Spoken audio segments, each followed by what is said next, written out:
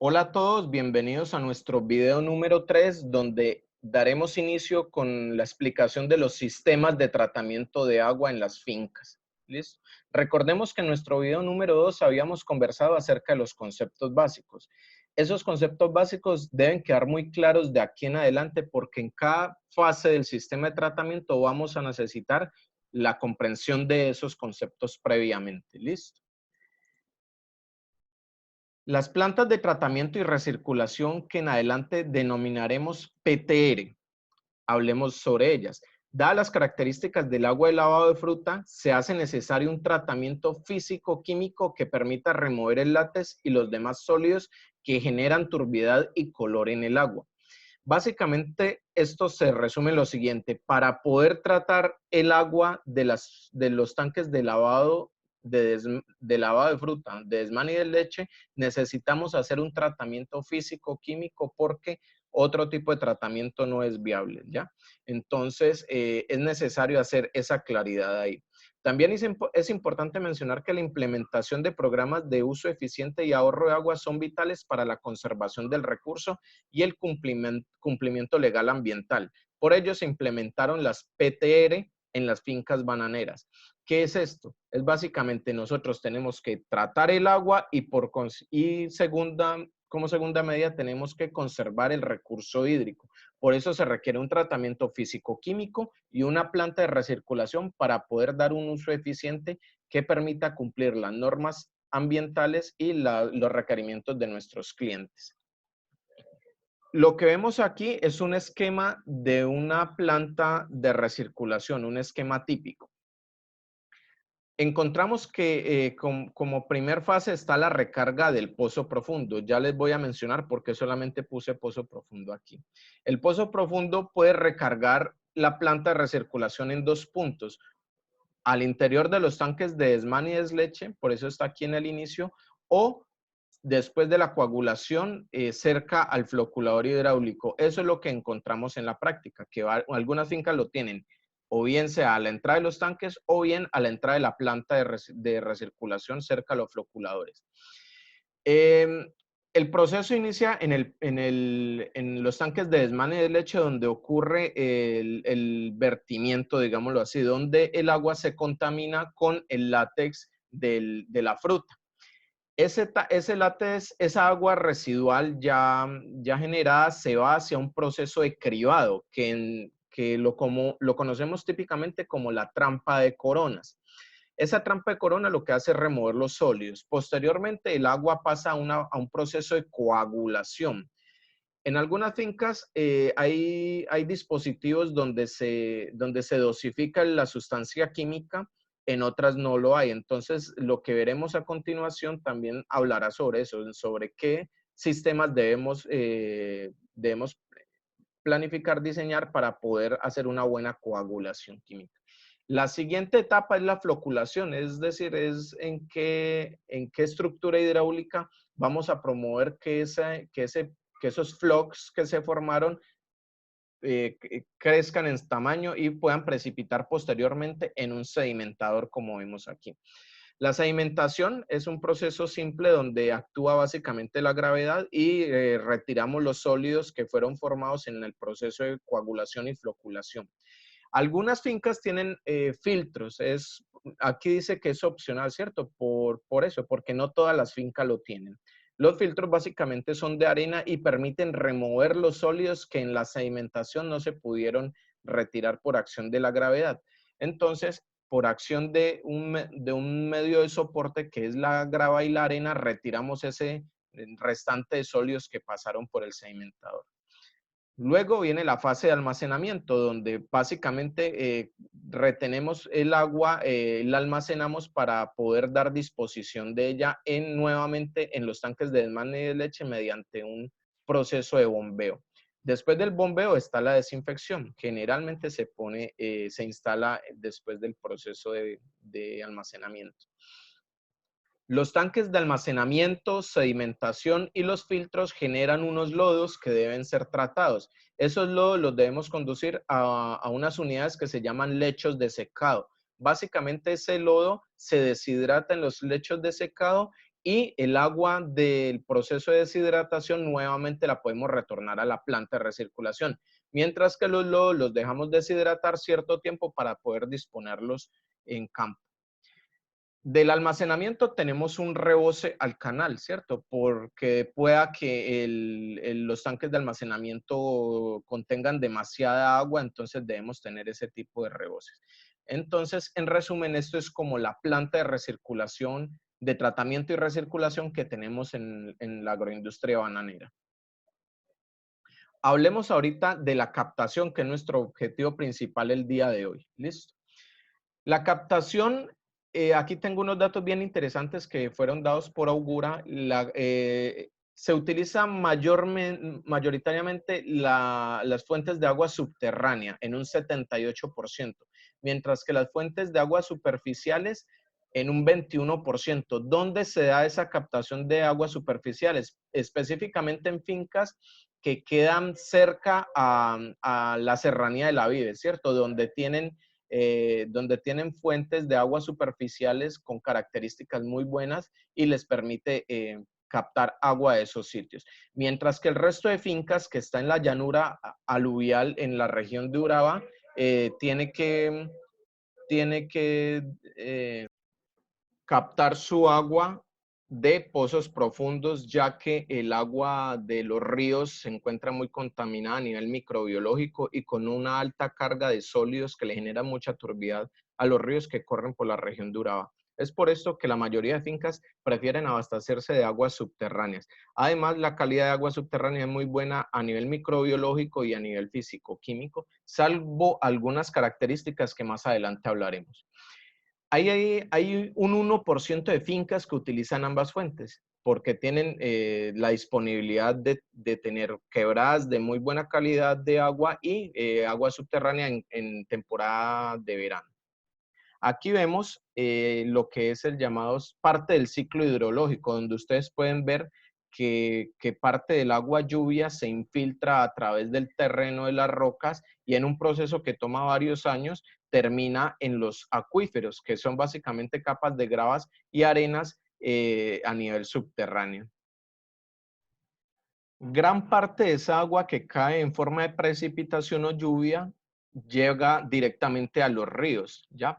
Una pequeña fracción se infiltra en los acuíferos y es la que alimenta básicamente a los pozos profundos. Al lado derecho, ustedes pueden ver la imagen de un esquema de un pozo profundo de la zona industrial de Univán, donde tenemos 4 acuíferos que son básicamente capas de gravas intercaladas con capas de arcillas, como ven aquí. La parte roja y las partes grises representan las arcillas y intermedio entre las arcillas encontramos las capas de gravas y arenas, que es en realidad los acuíferos. Así es como funciona el recorrido del agua a nivel subterráneo, es decir, en resumen, el agua simplemente se infiltra por las capas donde puede correr, que son gravas y arenas. Las arcillas son capas impermeables, entonces las arcillas no permiten permear el agua. Por eso denominamos que los acuíferos que están intermedio entre capas de arcillas se llaman acuíferos confinados. El pozo profundo básicamente consta de una tubería que está perforada solamente donde hay capas de gravas y arenas, ¿ya? Por eso ustedes ven las rejillas aquí ubicadas en el primer, segundo, tercer y cuarto acuífero. Y se le instala un sello de concreto en sus primeros metros de profundidad para que el agua del nivel más superficial no contamine el agua subterránea. Eso es un pozo profundo básicamente.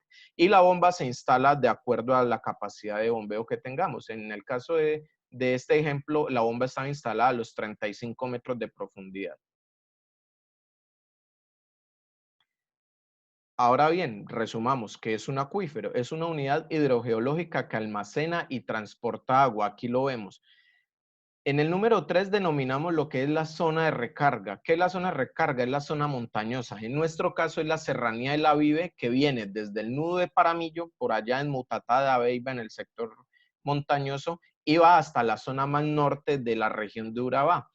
Esa zona de recarga permite que el acuífero que vemos aquí, que puede ser acuífero libre o acuífero multicapa, se recargue directamente desde esas zonas a través de procesos que duran muchos años. Así es como funciona el agua subterránea. En ese proceso de transporte del agua subterránea, se van disolviendo muchísimas sustancias que tienen las rocas y por consiguiente esas sustancias pueden generar una contaminación que hay que retirarla después cuando estemos tratando el agua. Este es el flujo de agua de Urabá, ¿cierto? Se ha detectado que viene en su mayoría, como les indiqué, desde la Serranía de la Vive y recorre hacia el Golfo, ¿ya? Aquí vemos las zonas de los municipios de Apartado, Carepa, Turbo, Chigorodó, donde encontramos que en el municipio de Carepa, por ejemplo, la Corporación Ambiental hizo unos estudios de carbono 14 y encontró que el agua de esa región, el agua subterránea, tenía aproximadamente 10.000 años de antigüedad almacenada en ese sitio. Quiere decir esto que por más que queramos, el almacenamiento se puede agotar, ¿cierto? Y necesitaríamos mucho tiempo para que se vuelva a recargar. El tiempo de viaje desde del agua, desde las zonas de recarga hasta la región de Urabá es aproximadamente 23 años. Son dos datos diferentes. Uno quiere decir que la gótica de agua desde que cae en la zona montañosa hasta que llega a la región de Urabá, ese tiempo de viaje es de aproximadamente 23 años. Mientras que el otro dato lo que me quiere decir es que a pesar que duró 23 años el tiempo de viaje, esa agua lleva ahí almacenada alrededor de 10.000 años de antigüedad.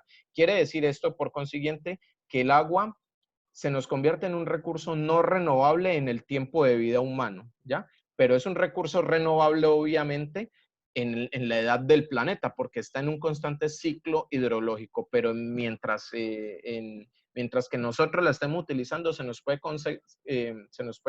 convertir en un recurso no renovable porque lo podemos agotar. De ahí a la importancia a implementar los planes o programas de ahorro y uso eficiente del agua. Para los pozos profundos tenemos varias consideraciones que tenemos que evaluar en las fincas. Primero, que cada finca cuente con un permiso de vertimientos, perdón, un permiso de concesión de agua, perdón.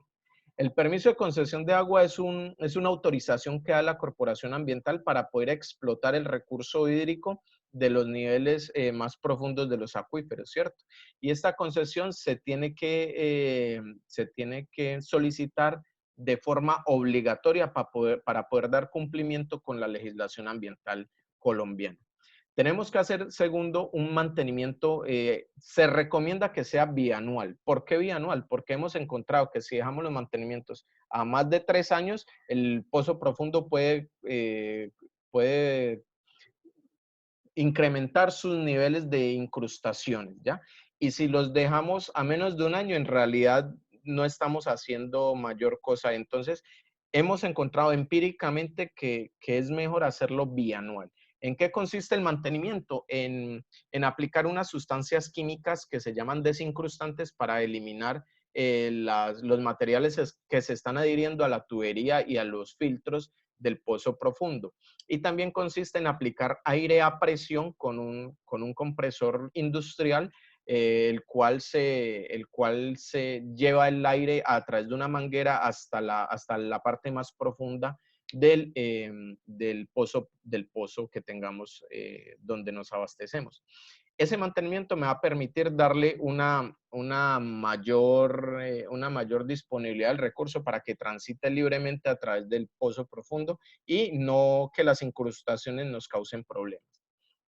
Debe tener un grifo de toma de muestras para poder que la autoridad ambiental, cuando ellos quieran hacerlo, saquen una muestra fácilmente y además nosotros como empresa también tenemos que tomar nuestras propias muestras de forma anual, donde tenemos que hacer análisis de calidad de agua físico-químico y microbiológico, que es la cuarta recomendación que vemos ahí. Debe tener una infraestructura adecuada. Ya les voy a mostrar cuál es esa infraestructura. Debe hacerse unas jornadas de aseo y desinfección en lo posible semanal para prevenir que se generen condiciones de orden y aseo no deseadas. Debe tener una tubería independiente para medición de niveles. Esto es, al lado de la tubería principal que extrae el agua, debe instalarse una tubería generalmente de 3/4 de pulgada que debe ser introducida hasta unos 30, 40 metros del pozo para que mediante una sonda podamos introducir la sonda y medir en qué nivel está el pozo profundo. Eso se hace por control de la autoridad ambiental y también por control nuestro para ver cómo están variando los niveles en el pozo en épocas invernales y en épocas de verano. Entonces ellos van variando, ¿ya?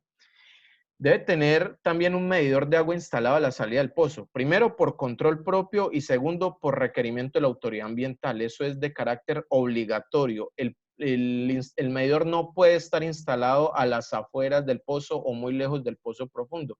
¿Por qué? Porque queda la duda de si de pronto hay alguna conexión fraudulenta, entonces no estaría midiendo el agua que se está extrayendo en su totalidad. Por eso la autoridad es muy clara y dice, el medidor debe estar al lado del pozo profundo.